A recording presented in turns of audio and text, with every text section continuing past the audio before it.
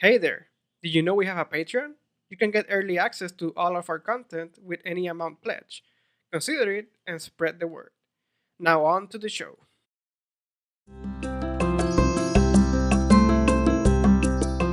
Welcome, guys, and welcome to another episode of The Usual Spot, a podcast where we talk about games, movies, and just media culture in general. My name is Gary Casillas. I'm a developer and co-founder of Batú Games here on the island of Puerto Rico. I'm gonna be your host for this episode, as I've been, I think, in the last episodes. Uh, Today, we're gonna be talking about board games, and more specifically, uh, just recommend some board games to you guys, and just talk about how the fact that board games are still around, because I mean, of course, they've always been around. I mean, you can just kind of go back to chess and other, of course, games or older games, and see the fact that they have that lasting power. But I know that many people thought that with the advent of video games and just like electronic games, maybe board games will have like just been uh, forgotten or something. But to be honest, like nowadays, and maybe there has been kind of a resurgence at this point. I think that they're there and they're gonna be there for a while, and I don't think they're ever gonna go away. And I just kind of want to talk about the fact that board games are such a big deal even today, even with those awesome graphics and those awesome video games and stuff like that, that people really go towards, really enjoy. And to talk to me about this topic, I have two guests. Why don't you guys introduce yourselves? Misael, you go first. Hey everyone, my name is Misael Torres. I work, I study, but foremost, I'm just overall gamer and both board game or tabletop, card games, video game. Uh, but what I most love is the intersection about of tabletop and video games, and that's that's me. That's awesome. And Leo. Hello, my name is Leonardo Cardona. I am a developer at Evermagica. I've been a developer for about 10 years, and I am a super tabletop role-playing game aficionado. I've been a game master for about 20 years. And that's awesome too. And Nice. you know why they're the guests in this episode, because as myself, they really love like this aspect of games and specifically board games. And I kind of said right like what the topic was for this podcast at the beginning. So what do you guys think? Like, why do you think that board games are still such a big thing today, and maybe even a bigger thing than a little bit a few years back? Because suddenly like board games are being talked about more, I believe, or at least I've seen a little bit more of acceptance of them. I don't know if that's the word, but I've seen a lot more media cover like board games. What do you guys think that is? I think there's definitely part of it is video games are great and I love them, but sometimes there are things you can't substitute with online multiplayer. I think board games, what you can get from them, sitting at a table with friends, family, or just complete strangers, and deciding to partake in this activity. It can be powerful. It can, the physical responses you get from people. Whether it can be poker, trying to figure out, is this person bluffing? How am I going to try to make this bluff, or am I going to play straight? All those, there's different dimensions that are not presented or not able to be, transferred into video games. But likewise, regarding video games, there are things from board games that, from video games that you cannot do in board games. But yeah, I think it's mostly the social interaction. It's also there are gameplay elements that only are present in or are best, used in, again, bluffing. I think bluffing works best in person. It's more engaging. And that's a mechanic that can be applied to tabletop games. But I think, yeah, definitely social interaction. I think it's part. Also, I think reminiscing and nostalgia. I think every one of us played board games as a kid, because I think we were kind of old enough, not old, but old enough to remember a time where the internet was still, we had video games and the internet was, was starting to be a thing, but we were still kind of in this, we mostly engaged. We mostly played with others in person. And going back to what you said about interaction, there is something I'd say magical about eye contact that we don't have with video games. But we do with board games. Being able to see each other while you're playing the game as you're playing with each other. I'd say that is a what's the word? That's feedback. Feedback you can get definitely on video games. Yes, it's a sort of feedback that you do not get from video games. Even if you're online with your friends and you're all hooked on your headsets. It's not the same as being on the same table and make faces at each other. Yeah, definitely. And also seeing them either squirm when you beat them, or the other way around. Yeah. I also think that there's something about the fact that they even agree to just take that time and sit down with you and have that experience. That is something that, of course, can also happen with video games, but I think that sometimes it's even a little bit more powerful because nowadays entertainment in an electronic matter is so enticing, right? That the fact that everybody says, you know what, we're gonna look at a table and just use our imagination for the most part to play this game, right? I do believe that that's also like something that you really, at least I like, and I think that the most powerful example of that is D&D, and I think that's why I believe that that's such a powerful game, and it's because the fact that I mean, at least like 3 or 4 people or more than that, right, can get together and just decide one day to play for, I don't know, like 5 or 6 hours about just imagining these characters, about what they're doing and where they're going,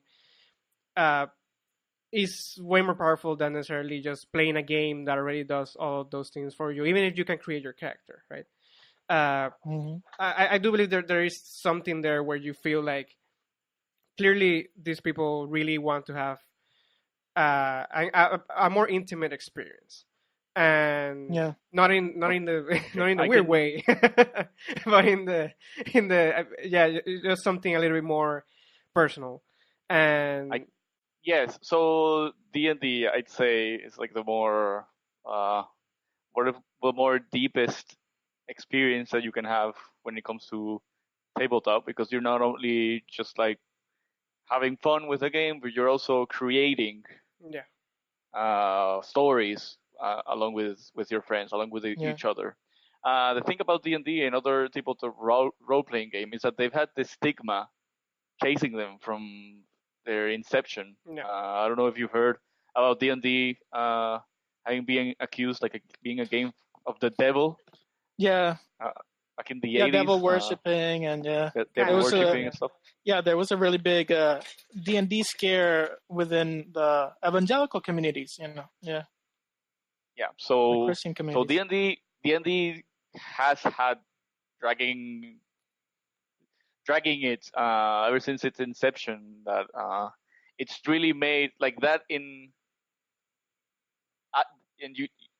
you add to that D&D always seemed to be this game only for like nerdy white kids. Exactly. That's the kind of stigma that's really dragged it back, and then you have other games that are similar to D&D, which they don't necessarily share it directly, but since it's a tabletop role-playing game, you could say tabletop role-playing games in general kind of were affected by this. Yeah. And it wasn't until I'd say recently, by recently I mean maybe in the last 5 to 8 years, that we've seen like you said, a resurgence. I call it a renaissance, where we're starting to see that D&D is actually a cool game to play, and actual cool people play it. I can do a couple of name drops like Vin Diesel, Dwayne Johnson, Joss Whedon, Kevin Smith, Stephen Colbert. The list keeps going of famous people that are as normal as we are. Then they actually enjoy and play D&D, and many of them attribute their success to Dungeons and Dragons. So I would say that the fact that we have the internet, ironically, thanks to the internet, we found that D&D is actually like a cool game to play. So people have been going back to the table and playing with each other. Yeah, it's definitely cleared a lot of misconceptions about the game now that more people know about it more in detail and what it really is. And also about the diversity thing. Like, as you said, people had that impression that only like nerdy white kids played the game, but when you really see who's playing, like you see a lot of women, you see a lot of people of just color, right? And just very different people in general, and they're all playing these very weird characters. You get guys playing, and it's not a weird thing, but of course for many people it is. But like a guy playing a girl character and just trying to go with that. You playing this type of monster type character, like a tiefling or something that has very different ways of dealing with the world and all that. And it's really cool. And as you said, it's interesting that internet actually helped create that renaissance, as you said, with D&D particularly. And do you think that it was kind of like it went for D&D and then like board games kind of had also, because I do feel like suddenly after D&D kind of became a little more popular, like many like just tabletop games kind of became again, more media was created for them. Do you see that, or do you think that those two things are separate? I think that board games have always been around, and I'd say they've always been around. I don't think that board games shared the same stigma as tabletop necessarily. Okay. As role-playing, but I do think that most of them have remained obscure until recently. Maybe they are piggybacking from like the tabletop resurgence. Maybe I'd say that many of these board games came out before, like I'd say D&D and the other actual tabletop role-playing games came back into the limelight. Yeah. There's definitely. I mean, you have D&D itself. Gygax designed it with, kind of as an extension of this war game that was at the time. So, I mean, and it's interesting because, like you said, board games were always around, and wargaming was around by the time that D&D was started. It was given birth. But it's interesting because a lot of wargaming perhaps was centered mostly on historical wargaming. You have these perhaps history buff or military buffs that they're really into this, and they wanted to perhaps, since they wanted to, engage in it. So they had these games, these war games, and perhaps they wanted to go more into, kind of older medieval wargaming, but then you'd also have perhaps others decided to take it into fantasy, and you had Lord of the Rings, I think by the time was already published. So, and and I think there were other board games also at the time, but it's definitely, I think, you have Hasbro and you have these large companies that had so much influence at the time, and they had specific board games that we still know today. And I think perhaps those were the years of Monopoly, the years of Stratego and Jenga and all these games.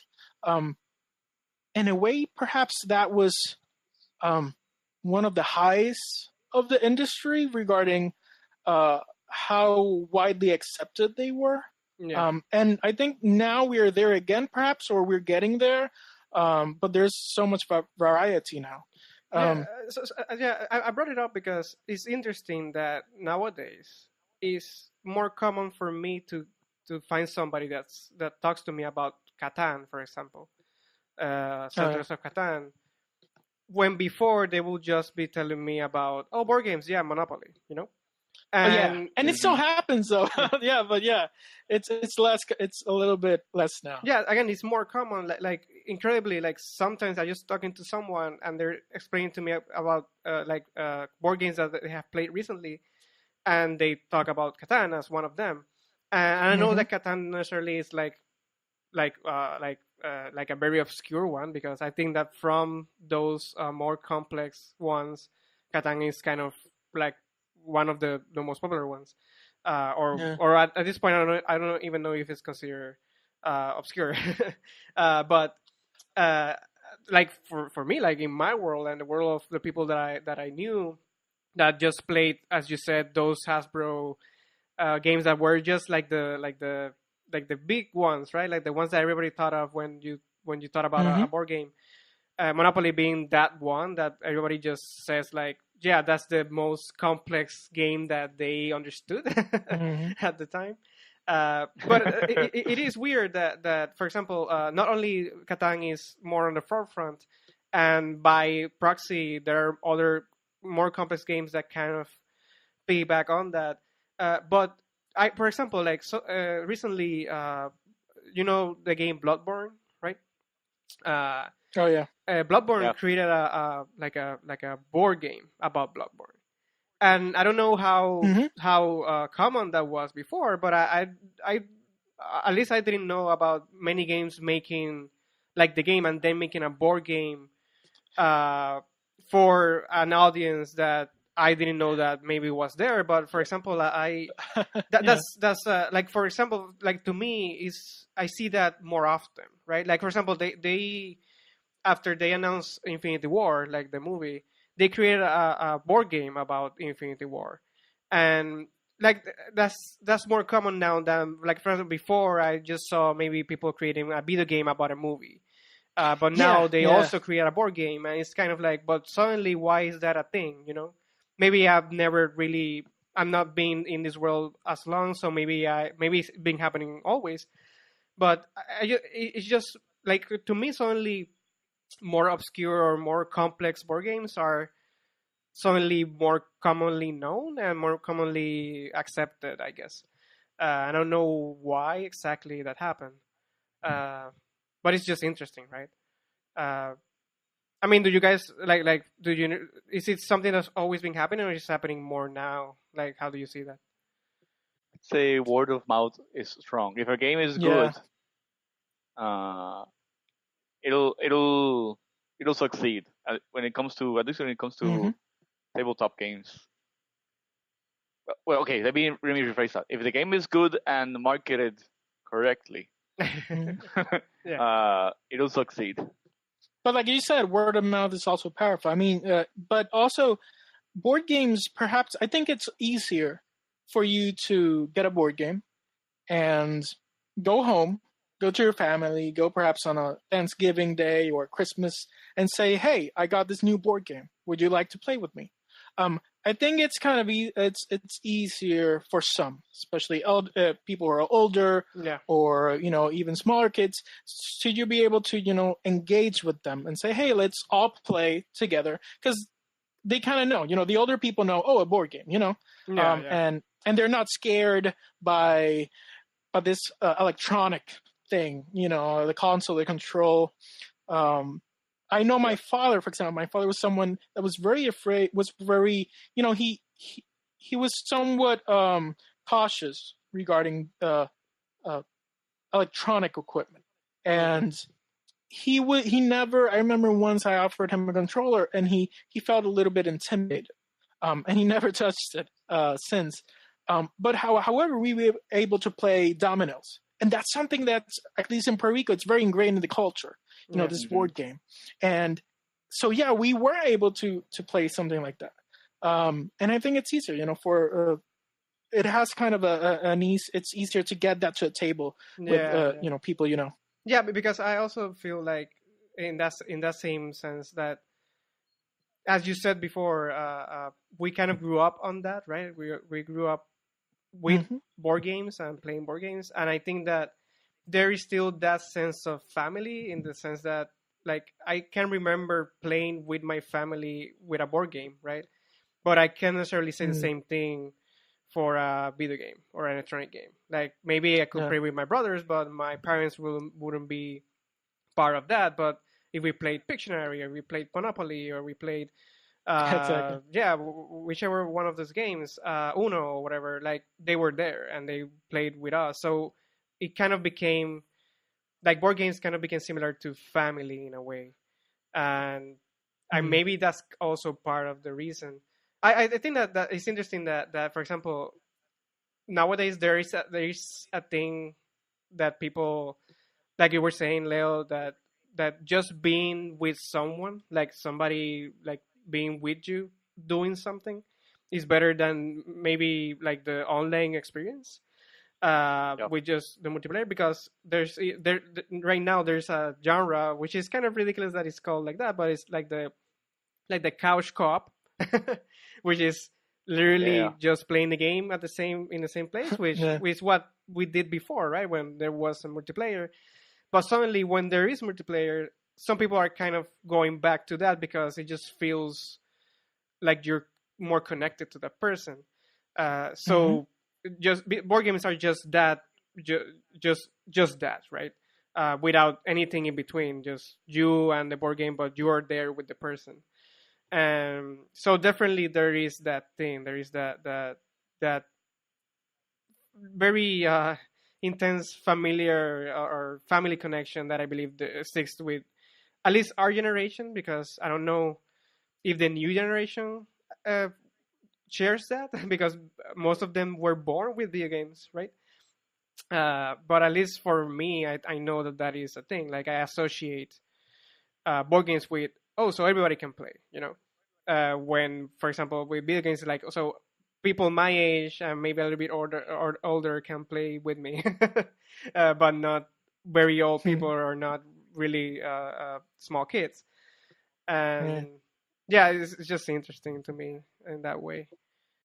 They're definitely. I liked what you brought regarding, the couch co-ops. Yeah, because it's also something that was, rather common, during, 90s, 80s. I mean, the whole beginning of video games. Exactly. One of the first video games you had was Pong, and you played it with someone else right next to you, right in front of you. And you were able to get this feedback.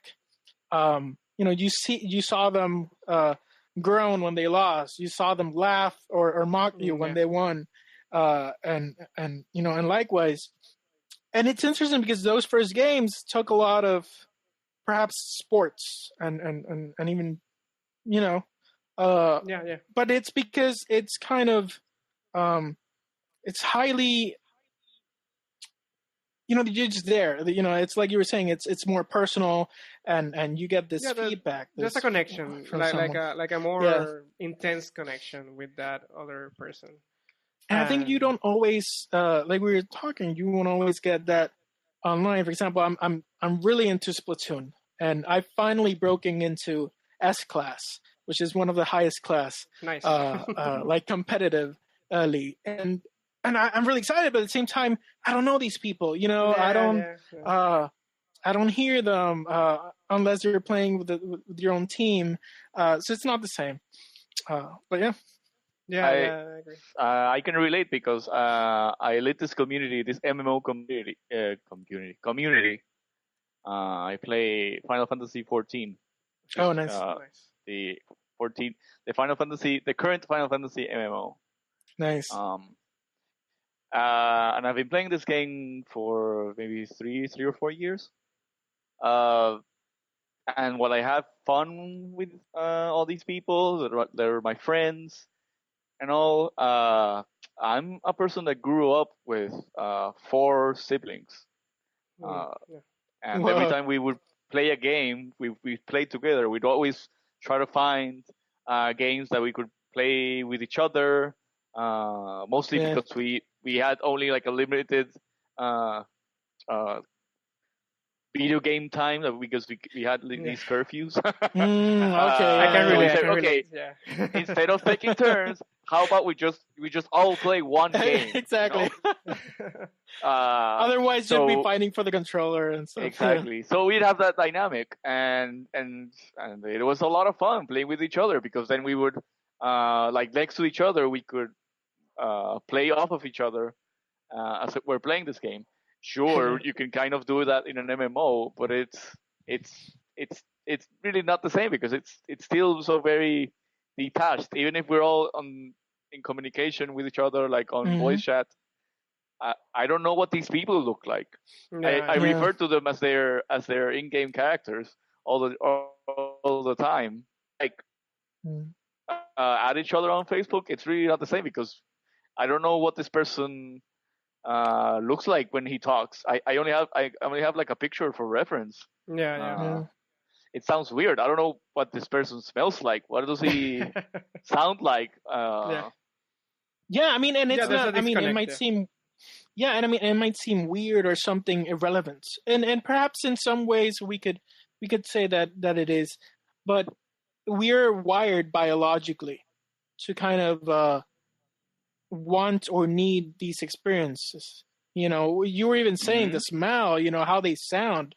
You know, biologically, these are all things we use to know and kind of relate with someone, to bond with people, and it's just something that it's really nice to have, and I think it's part of the human experience that might be lost in video games.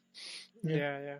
But yeah, this is very interesting because we can literally, by studying this, we can really get into like the human psyche and how humans work, and why maybe these games do have that. Because I do feel like, well, not always, but sometimes playing board games, like I have a more powerful experience than maybe playing a game, like more often, for example. But of course, I don't play board games that often, so I don't like maybe those moments do feel more memorable in the end because of how sporadic they are. But I do agree that they're more powerful. If I were to sit and play any video game for 4 hours, any video game, and I don't mean to talk bad about video games or anything. They're fun. But if I were to use those same 4 hours to play D&D or any other tabletop with other people, I would say those other 4 hours playing with other people would be more memorable. I'd feel way more attached to the people that I play with. Yeah.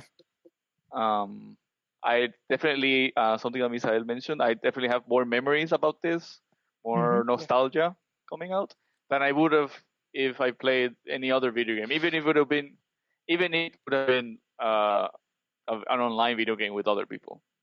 And with something like D&D, I mean, sure, this can happen in video games as well, but it's like you said, it's just so strong in D&D and in person. You know, you can relate these stories. It's like these adventures that you're having. You cannot remember it really vividly because you were all there, and it's much more powerful. It's even somewhat akin to to playing make believe when you were kids, or playing cops and robbers, or exactly. And I did a lot of that. Yeah, Think of it as yeah, siblings. yeah, me too. So it's yeah, it's it's so powerful. Yeah. And it's very memorable. It's definitely much more meaningful coming out of an experience like that. Yeah. You feel more connected, and Yeah. with others.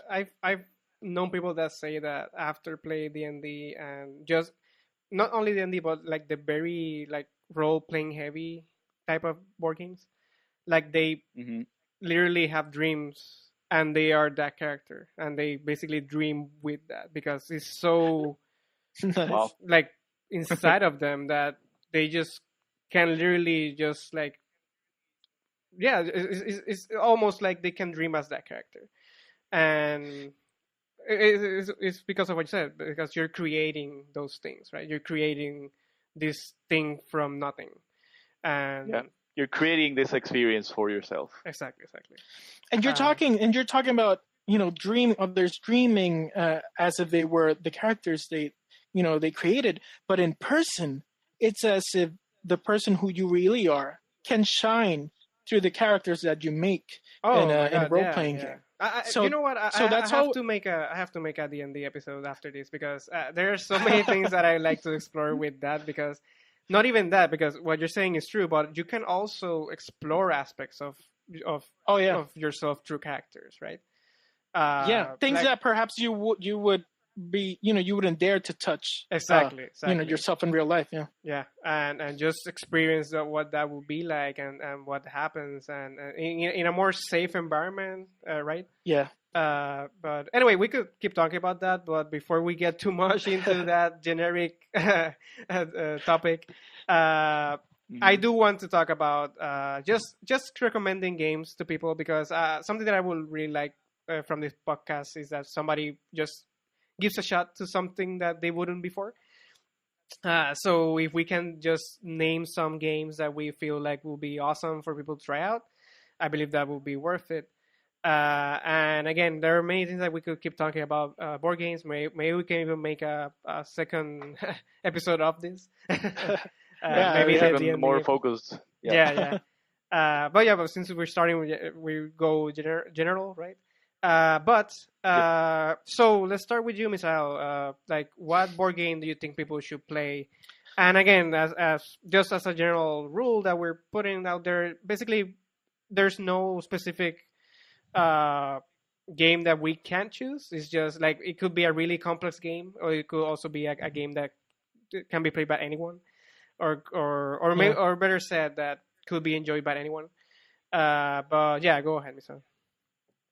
So, my game, perhaps anyone might, not everyone perhaps might enjoy it, but it's and it's not a board game. It is tabletop in the sense that it is a card game, and the game is Netrunner, particularly Android Netrunner, and the distinction I make it because Netrunner was originally a game designed by Andrew Garfield, which is also the designer of the popular collectible card game Magic: The Gathering.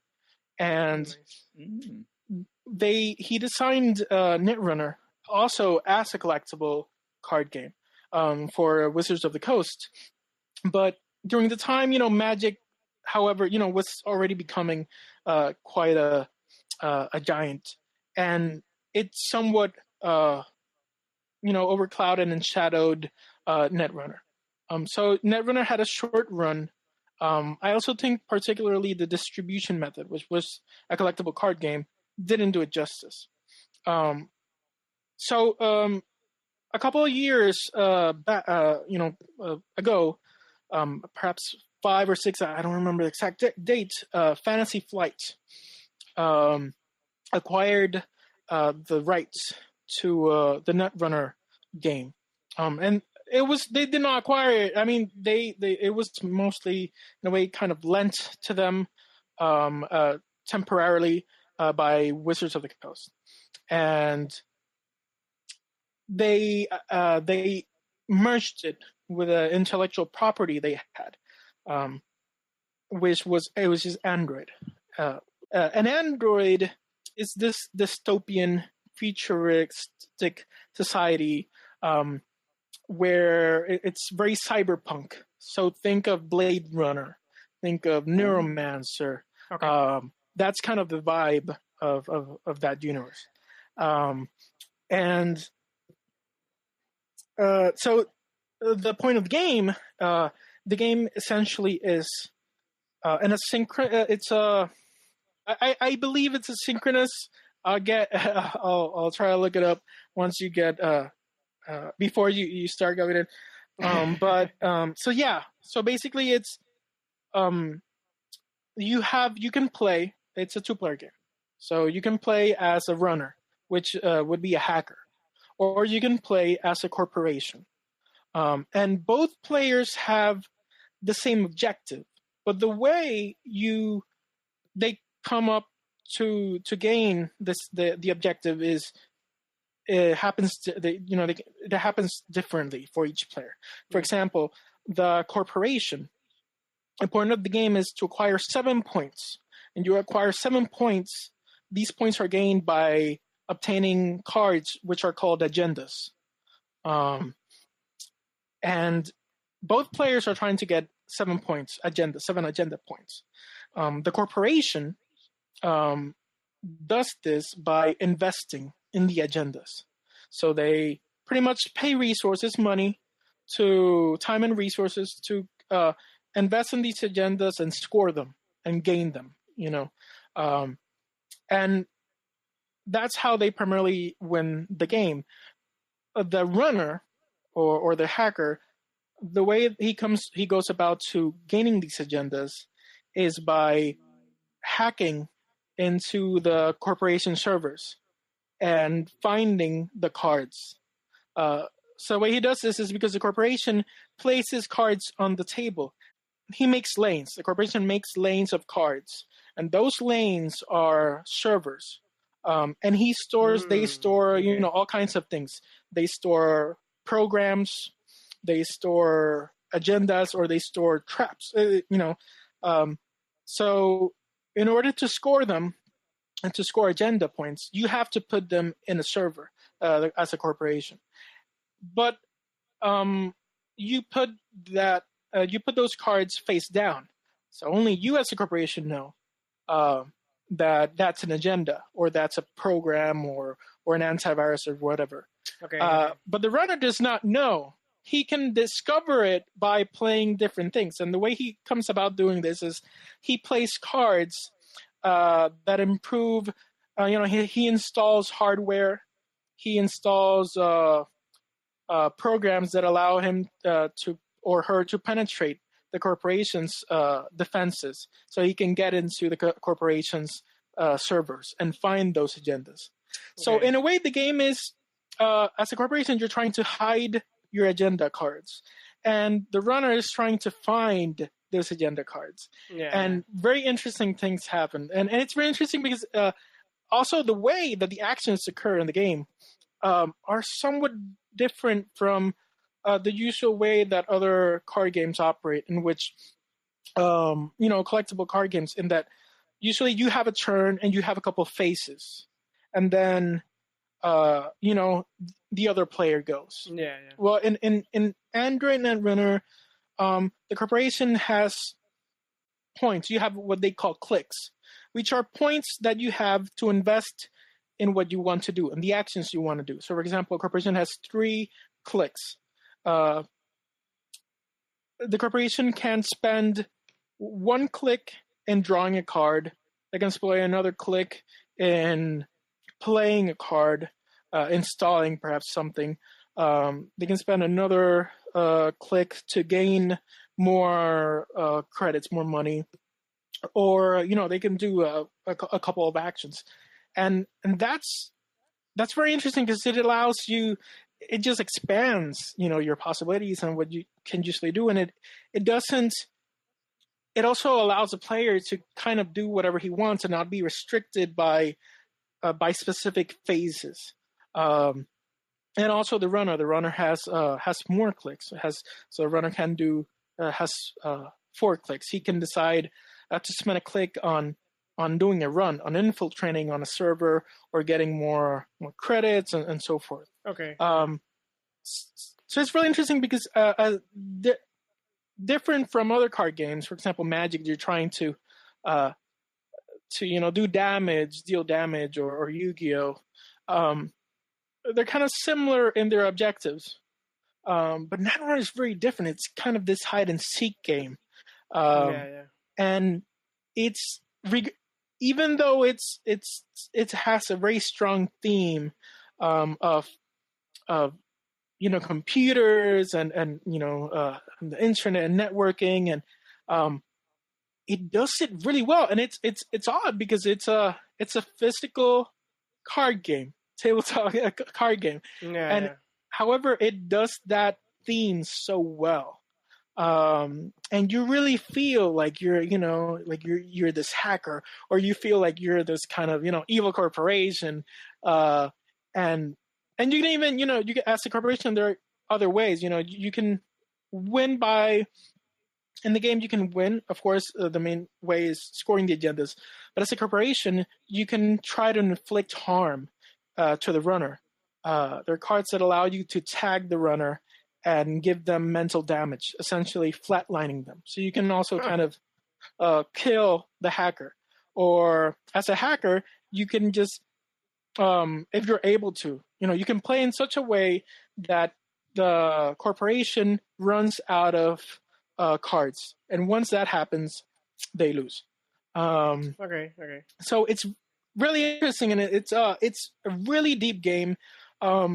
It's really complex. It's not something that everyone would like, but it's, I think, by far the best.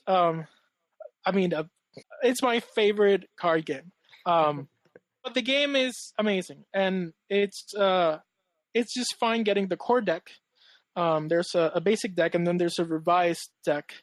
And just getting one of those, it's great to play with it's something someone else you think will enjoys the theme, enjoys the challenge and the complexity.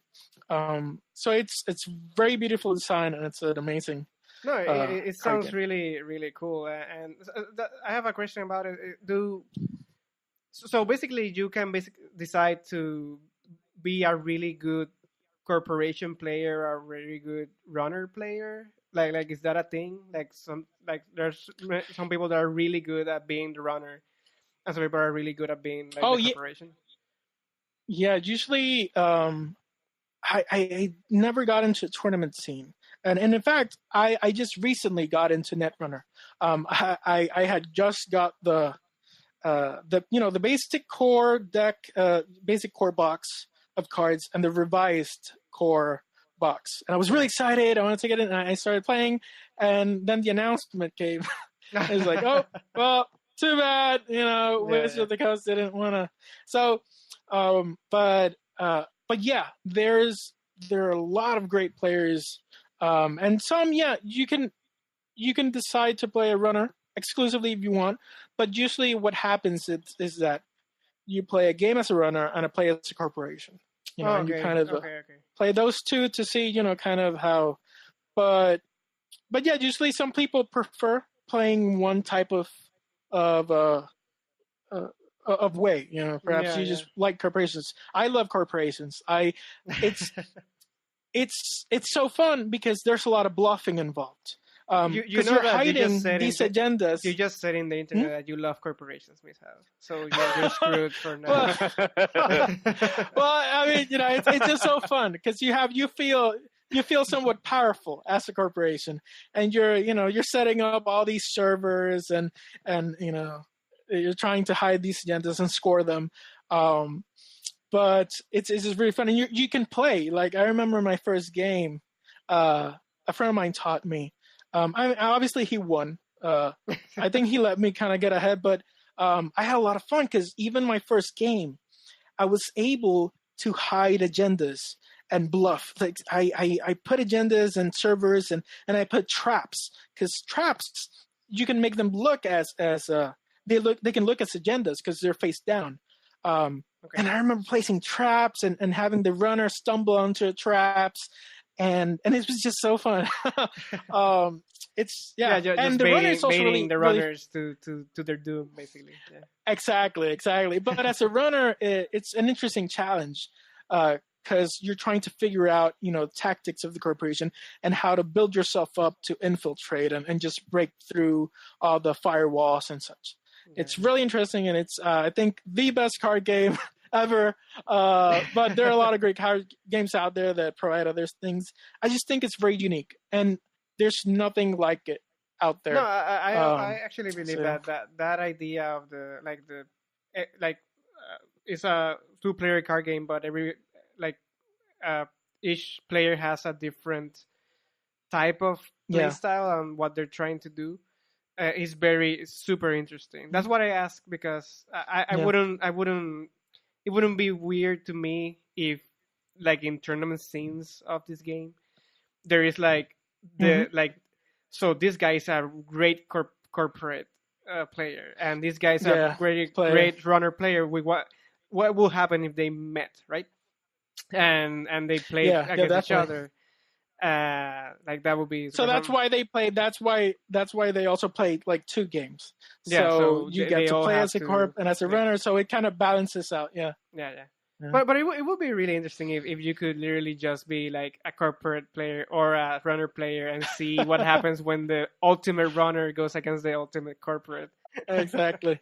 But yeah, so that's my pick, Android Netrunner. Anyone who are interested in this theme, the game is very thematic. It's very deep. It's quite complicated, but it's really rewarding. Once you get into it, and if you get someone that is eager and willing to play with you, and it's a fantastic game. So yeah, That's awesome. Android Netrunner. So that's really cool. That game is really interesting. You did take a lot of time with that game. I think I always take a lot of time. I have to. You can edit me. You can just cut relevant parts out. But yeah, I'm gonna go with my pick fairly quick. So I picked a game called Small World. Oh yeah. I believe is a really good game for people that might not want to necessarily be super like into the RP part of fantasy games, but at the same time get introduced into the different races of RP fantasy games are and what they kind of do. Just to be like an overview of the game real quick. Basically, it's a game about. I mean, you win the game by collecting points, and the way you collect points is by conquering this land that they give you. Basically, the board is a land, and you have to use your tokens, which are basically representative of soldiers, and conquer those places. Where the really fun part of the game comes is where your tokens and the soldiers that you control are based on different races of like fantasy games. So, for example, there are trolls, there are ogres, there are skeletons, there are humans, there are tritons, there are ogres. I said ogres, orcs, like dwarves, and all that stuff, right? Elves and those different races. And each race has a different power. Like, for example, if an elf conquers a forest region of the map, they get more points for getting that place and stuff like that, right? But to add to that idea, because if it was just that, it would be kind of just basically like just picking a race and playing that race. But they get like a, I mean, there's a way to say this, but they get like a background or an adjective that adds to their race's power. And basically, for example, you could get the skeletons that maybe their power is that they can, like, if they destroy another soldier, they get that soldier as one of their own. So they basically raise a skeleton and add it to their like their total amount of soldiers. but they could be merchant skeletons, and because they're merchant, they get +1 in mining, like in mountains or stuff like that. So that nice. changes where you go to conquer, right? And how you conquer. And every game that's randomized. So you get maybe the merchant tritons instead, or maybe you get the dragon wielding elves or something, and you got elves that have a dragon, and then you can attack other places with a dragon and stuff like that. It's really fun because again you're forced to change your playstyle with what races and backgrounds are available, and since they're always randomized and you get to pick from a list of 6 all the time, you really have to understand why you're getting that race and why do you think you can get the most out of them. Because something else that the game does that I don't see, at least I haven't seen other games do, is that once you get a race, you get a certain amount of points, but that amount of points is lowered at every turn, at every subsequent turn. So maybe at the beginning, getting that race was amazing and it got you many points, but as time progresses, you get less points with them, and you might want to consider changing races, and you can actually do that in the game. The cool part about that is that you retire your race. So in this world, for example, right, if you took the dragon wielding elves and you conquer many places, you got points from them, you can retire that race, and what that does is that race becomes in theory extinct. So there are remnants of the race out there, but now you get to pick another race and try conquering other places. When you get the other race and conquer the other places, you get points of your current race and the race that you retired. So the idea is to kind of get different places that are maybe difficult for other players to get, so that you can get many points from many different areas of the map and retire your races as basically as quickly or as intelligently as possible, because sometimes it's not really that good to just destroy a race in the next turn, for example. Maybe you can get a lot of points from one race in at least 2 turns. So it basically plays with you with the idea of understanding what each race does and how powerful they are, and if there's a specific combination that is really amazing that you can exploit. And that's to me, that's really, really cool. Every time I play the game, everybody has a lot of fun. It's really cool when you get like the merchant vampires, which doesn't make really that much sense, but like stuff. Well, actually, merchant vampires does make some sense. But yeah, like you get these combinations that are just really fun, and they literally make you play a different way, and it's always different. So I think it's a perfect game for people to play, like if it's their first experience into a more complex type of game with fantasy elements, and maybe even a good transitional game between maybe like a very generic game to this game, which is a little bit more fantastical in nature, and basically introduces players to these races and kind of what they're known for. And then maybe you can go for a more complex game that uses these races, but now you don't really have to explain to them, yeah, so elves really like forests, and orcs are really bloodthirsty. That's already in Small World. Yeah, I feel like it's a really amazing game to start with. There are many others that are also like that, but that will be my pick for somebody that wants to play a game that's a little bit more complex. That would be my pick for them. But yeah, I Nice. think it's an amazing game. Nice. Yeah, I've heard a lot of great stuff. Regarding Small World, and I don't have it in my collection, but I do know there's also digital versions of it. So Yeah. anyone that also wants to try it out, there's definitely a way you can, digitally. But honestly, the tabletop version is, as we said, there's definitely. just something about it, yeah. And you can actually add to it, like you can buy more races, buy more backgrounds, and you can have like this super weird, like again, it's really cool, and I don't know. To me, it's a really cool medium ground game. Like a very like a good stepping stone for people from going to a very simple to then a very complex game. So yeah, nice. I haven't heard from Small World, but it does sound like something I could bring anyone that hasn't like played this fantasy trope type game. Yeah, definitely. Yeah.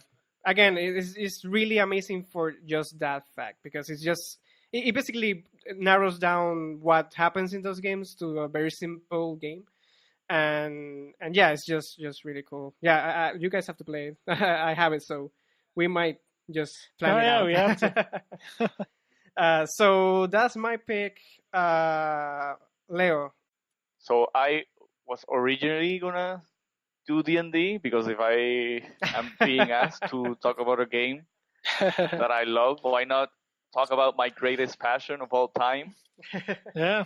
But if you're saying that we might do a D&D centric episode, my other option was World of Darkness. Okay. Nice. I'll talk about that.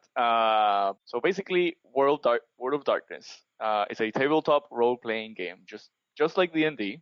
I would say that it is in terms of complexity / accessibility, it is just a little step above, like a little step harder to grasp than D&D, but not like a lot more. So if you have somebody that knows the game already, that understands World of Darkness already, like a good enough storyteller, that's how we call game masters in World of Darkness, then you as a new player should have no problem coming in and writing a character down and jumping into the game. And having said that, I think learning how to storytell or game master World of Darkness isn't that difficult either. It might be even easier, perhaps, right? Because it's as different. It's kind of fiction and fantasy, but it's not like D&D where you have this medieval fantasy setting.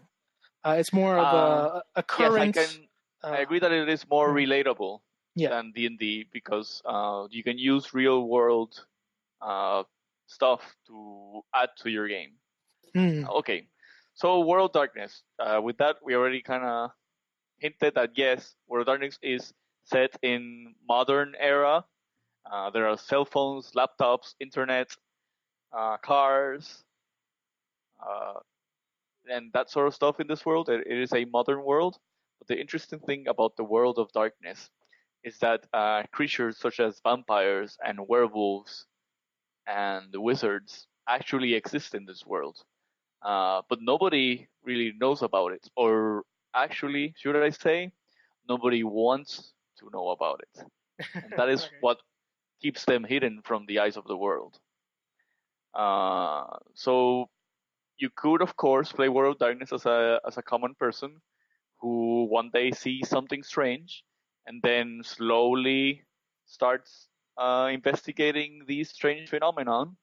And as they investigate and explore, they suddenly find themselves in this strange world that they've never seen before. And at the end, they might end up getting crazy or dying, or something like super weird could turn out happening to them. Maybe they could eventually turn into one of these monsters. Because at least as a commoner in the game, like the point of the game is that these things exist, or they are hidden for a reason. And if you delve deeper into this mystery, something is bound to happen to you. Like it's like you learn more, but as you learn more, you are in more danger as well. So they are meant to be as a horror type games. Okay. Now this is talking only base World of Darkness. You could also buy the other books that are focused on each of the creatures. Like for example, there's the Vampire the Masquerade book. Once you get this book, you can play as a vampire and make like a group of vampires, and these vampires set up out and have their own missions throughout the city. Vampires. I'm not as learned with vampires as I am with others like mage, but I could say that vampires have their own society within society. You can say like hidden beneath society, and there's stuff to vampires that you can kind of relate to from some movies that you've seen. I'm sure everyone has seen Underworld, or at least remembers the Underworld movies. Yeah. So there's that course, yeah. whole thing of generations between vampires, and how the older vampires are like the stronger vampires, and they have more control over the younger generation. And there's a whole politics all around that.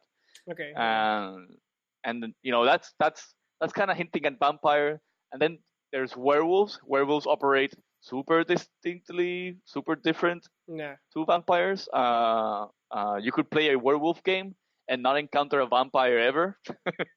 Okay. And then there's also mages who I've played. I'd say that's the one that I've played the most of. Mages, I would compare mages to kind of Doctor Strange. I'd say I would compare mage to, where they do exist, kind of like behind the real world. Like they're everywhere, but they're hidden in a way, or they're able to hide themselves in a way where the common eye doesn't perceive them. And a common mechanic between some of these creatures like vampire and werewolf. Mage is not a creature. Mage is like you're a person that turned into a mage. Is that generally your powers you don't want to show them to the common people, either because you're gonna get screwed over for it, or maybe because reality itself doesn't like it or doesn't allow it. In the case of mage, if you do something impressive like create a fireball out of nothing in front of a bunch of people that don't know anything about magic, it could be that your spell doesn't work at all, because just them seeing it, they kind of will the spell. Okay. I understand. Yeah. Interesting. Yeah, like they will the spell into not existing because it's not supposed to exist. So wow, that's fascinating. Wow, that's And they do this without knowing that they did it. Yeah.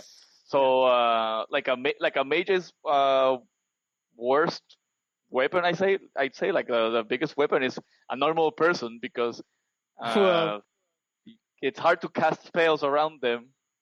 I mean, you can, but you have to make sure that these spells are stuff that they can't visually see. So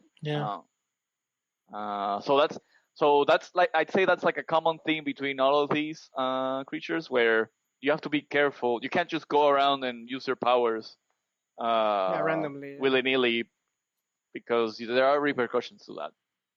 So everyone's kind of doing things in the shadows. There's also changeling. Just to give you a little hint at what changeling is. Imagine that you're like living your life normally. You're 10, 15 years living your life normally, and then suddenly you're kidnapped by this creature, this fey creature, and they take you to their world, where you live for maybe 100 years. They give you this unnatural long lifespan, and while you're living there, your body changes because of the form of this place. Okay. Think I don't know if you've seen Hellboy, where they have Hellboy 2, I think it is, where they they're transported to this otherworldly place that exists beneath the real world. Also, if not I think so. Yeah. Hellboy, Pan's Labyrinth. Pan's Labyrinth, is that what it's called? I believe so. Yeah. Yeah. Yeah. So Pan's Labyrinth is another one where there's a world beneath the world where all these mythical creatures exist, etc. Oh yeah. So that's kind of like the type of creatures that Changeling deals with, and you get sent to this place where you live as one of these creatures now, and you get transformed into one of these creatures. But you know that you are actually from another place, and eventually you escape from this place, and you come back to the real world. And guess what? It turns out that when you were kidnapped, you were replaced by somebody that looks exactly like you. So nobody knows that you left. This reminds me. There's I'm sorry. Continue. No, yeah, continue. Yeah, what were you saying? Yeah, no, this reminds me. There's folklore. I think in Europe. There's folklore. I forget the name of the creature, but there are kind of folk tales about being changed. Being taken and substituted by this kind of non-person, or maybe this creature that takes your place. So that's interesting, how it's kind of a modern interpretation of kind of those. So that's really what World of Darkness is. It's like a modern interpretation of all these fairy tales or like mythical legends. And then there's a couple more of these, right? And then there's Hunter, which is basically, say, Shield, but not Shield. There's different type of hunters. One of them is like Shield, like the Marvel Shield, where these guys know that these creatures exist, so they make sure that they're in line or they hunt them down. So that's one type. There's another type of hunter game where you're just a bunch of kids with like conspiracy theory kids, and you know that these creatures exist. So you go and like try to check them out with your cameras. You get yourself in trouble. Nice.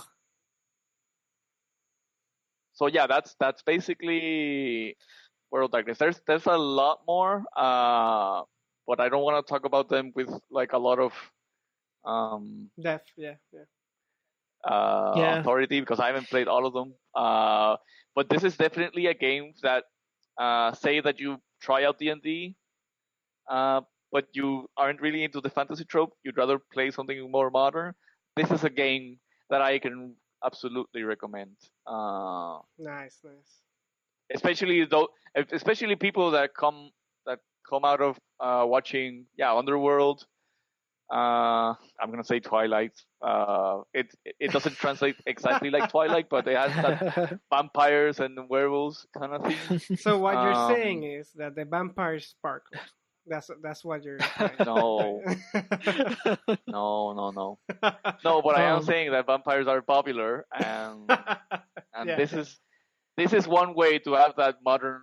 Okay, I'm role playing, but I'm not doing that nerdy fantasy. Feel like I'm playing actual. So I mean, for people, I mean, that might not be too aware or kind of be too into role playing, how do you go about role playing? How do you go about playing these games? How do you go in general, not just World of Darkness? Yeah, like in general. Okay, so thank you for that question. So a lot of people, when I try to introduce them to the game, I try to get them into playing it.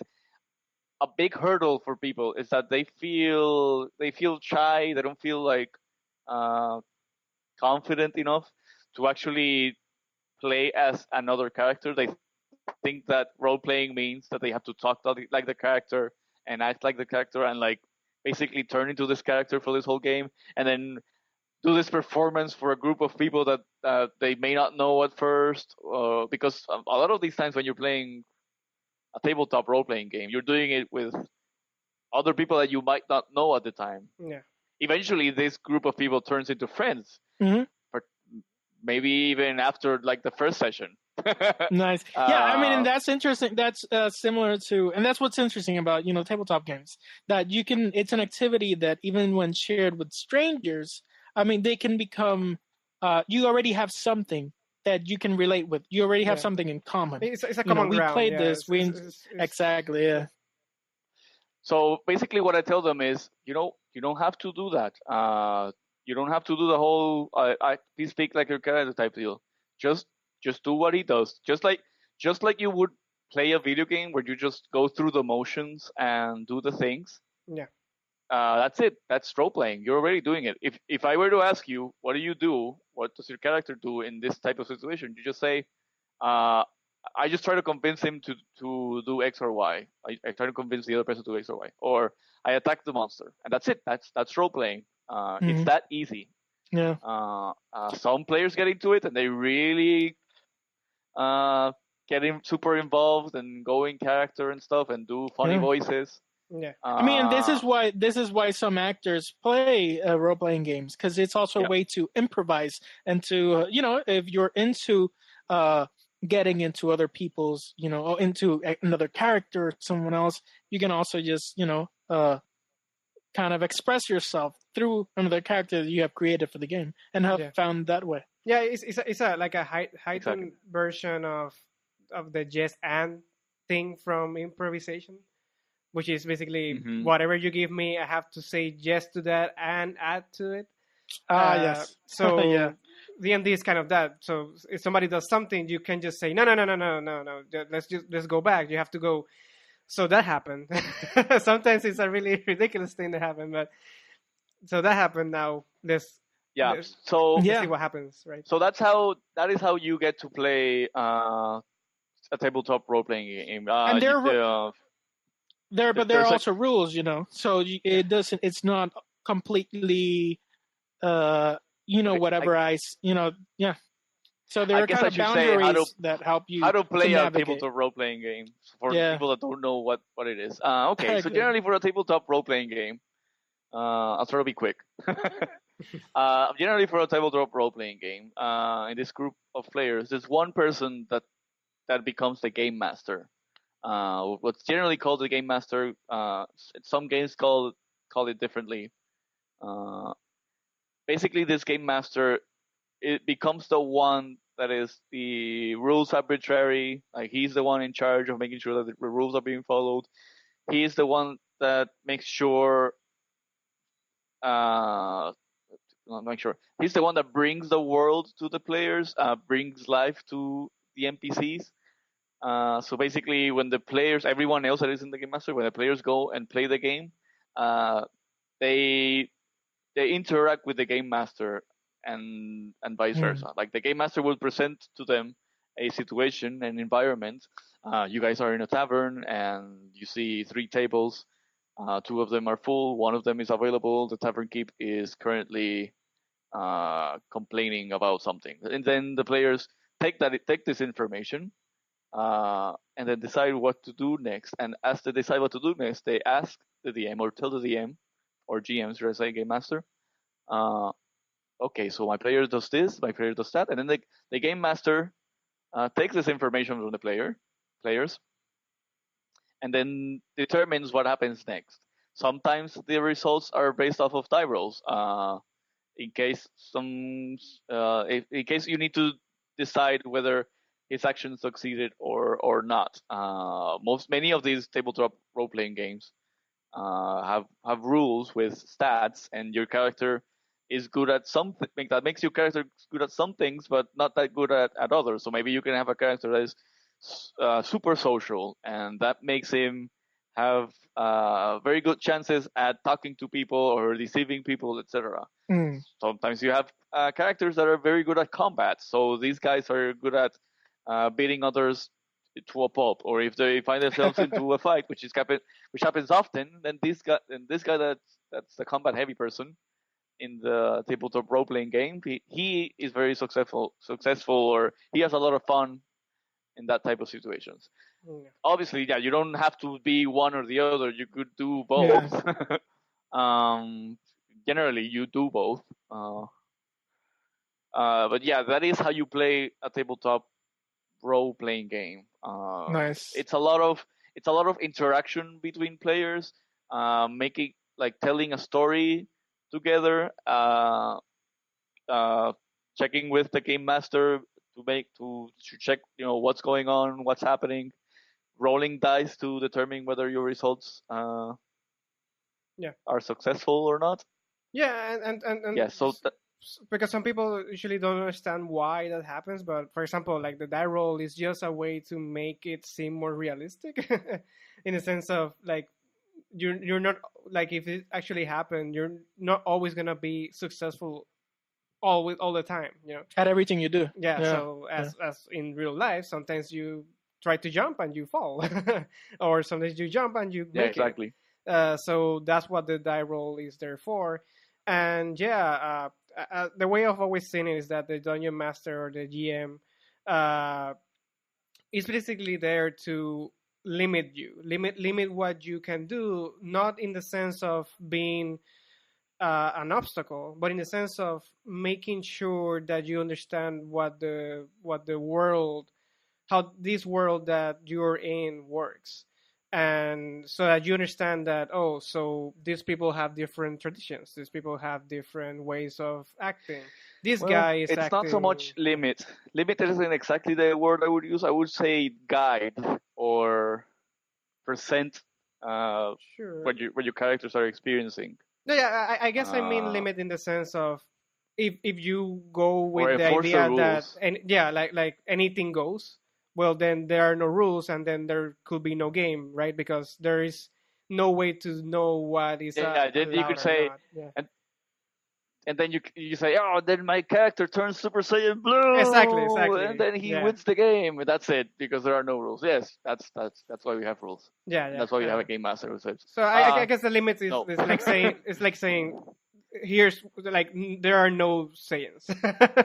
For example, there are no Saiyans in this world, so that's a limit, right? Like there's this kind of, but yeah, you can also say rules, but I always saw that as something that I really admire about movies and at least great movies or great stories is how much attention to detail they have to their world. And I feel like that's what the game master is all about. It's about adding detail to this world and telling you this is how it looks, this is how it goes, which only enriches that image in your head and makes what you're doing that much more realistic and much more like you're actually doing that, And that's how I always seen the game master. But that's why everybody, at least that's how I explain or I usually explain die rolls and the game master, because sometimes people just see the game master as the guy to beat, right? Like he's the one that serves the opposition. He's the guy that creates the monsters. He's the one that wants to kill your character. I'm not saying that maybe they are not, because I'm pretty sure that there are some game masters that do like doing that. But they're much more than that. They're the ones that provide you with the richness of the experience, and yeah, that's why they're there. Yeah. So if or when we get to do the D&D episode, I think we can go over it and maybe explain a little more on how things go. Yeah, definitely. But yeah, I think with that we can end, because we kind of went a little bit overboard with some explanations. I went a little bit overboard. Next time I go last. But yeah, like in the D&D episode, we can really go into it. And we will do that one, because I feel like there's a lot of things that we all want to say about it. I might even bring some other people into it that I know that really like that. But anyway, so I guess and I hope that with this episode, you guys, at least those of you who don't understand why board games are so interesting, because maybe you believe that, well, anything that board games can do better, or video games, I should say, can do better.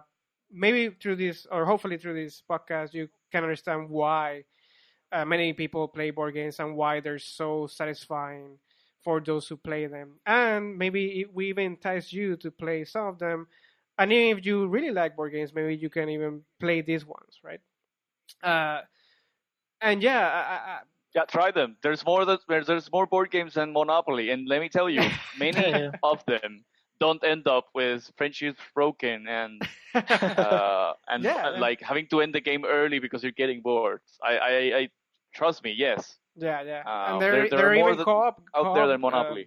Yeah, they're even co-op games. They're great co-op games. There are many different. There are so many games that we could potentially be here talking about just different games that we really like for a while. And there are even better games to break your friendships over. So yeah, I guess so. Even better than Mario Party. But yeah. So yeah, I think with that we can end the episode. I thank you guys for being my guest in the episode. It was really fun talking to you guys about this.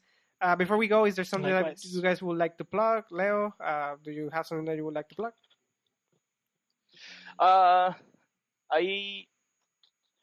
Based off of this conversation, maybe as a teaser for the Dungeons and Dragons episode, I have 2 to 3 YouTube videos that I'd like to share, which I will be passing on to you, and maybe you can put it somewhere in the description. Okay. Nice.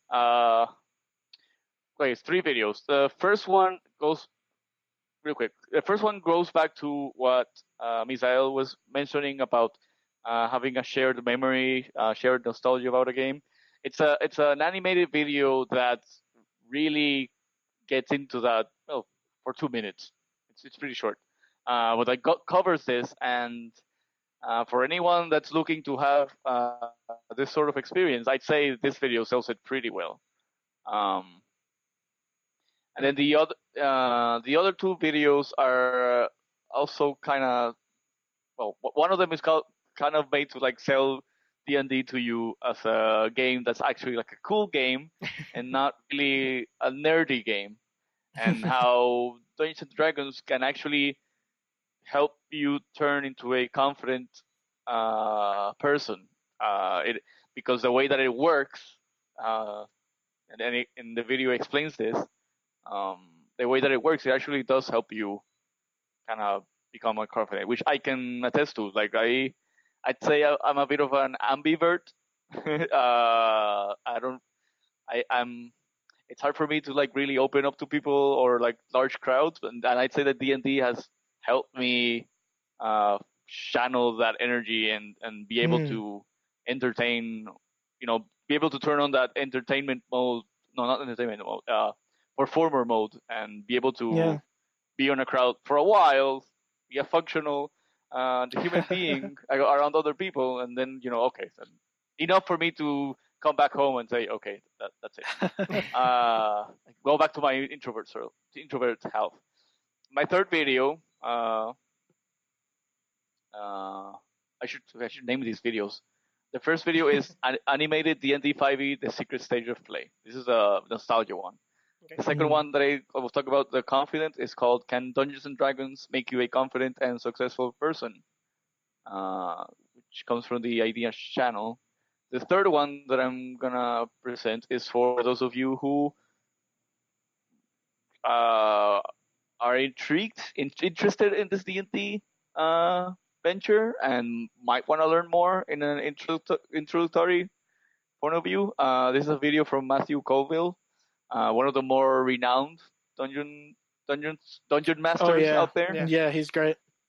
The video is called Welcome to Dungeons and Dragons, and he basically welcomes you to the game and talks to you as if you were just about to play the game. And even if you're not, it's a good way to get a good idea of what people expect. Good feel for the game. Yeah. Exactly. Yeah. Get a good feel for the game. See what people expect from you as a player. It's a good starting point, at least so you get an idea. Or if you've never ever heard about Dungeons and Dragons, and I'd say these 3 videos are a good entry point into the game.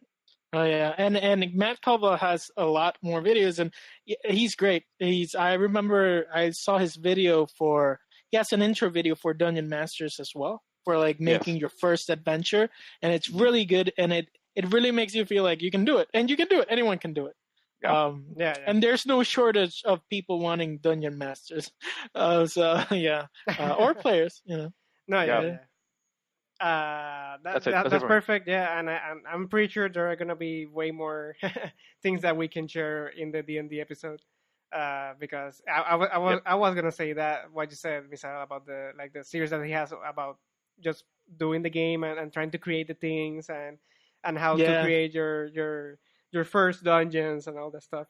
And yeah, he's really good at what he does. Misael, actually, Yes. is there something that you would like to plug? I mean, it's always great, sitting down with your family and friends. But if you also, kind of want to open yourself up to newer or different board games and whatnot, and even role playing games.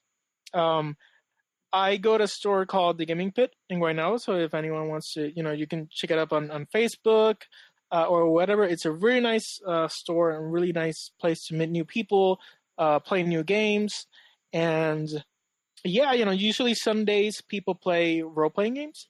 So if you're interested in that, make sure to stop on a Sunday. You can sit down. Maybe you can even join a game. Usually everyone's quite friendly and happy to receive you, even if you've never played before.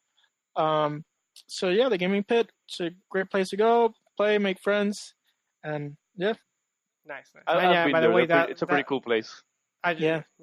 By the way, that's here in Puerto Rico. So if you're hearing this from somewhere else, then if you're here in Puerto Rico, then you can go there. But odds if are you're that somewhere maybe, else, there are other hobby stores, and I've been probably, to some of them in the US, and they're all cool places to be, and you can probably find like a gaming group there that will be happy to introduce you to a game. Yeah. Again, so many things we can talk about D&D. There's so many topics that we can talk about that. So anyway, thank you guys for watching and for listening to this podcast. As you already heard, we're probably going to do a D&D one in the near future. So stay tuned for that. And yeah, thank you. Thank you so much for supporting us, for supporting this. And yeah, I guess we'll see you next time. Play more games and play more board games and play all the games that we said. You're not going to regret it. So later, guys. Thank you for watching.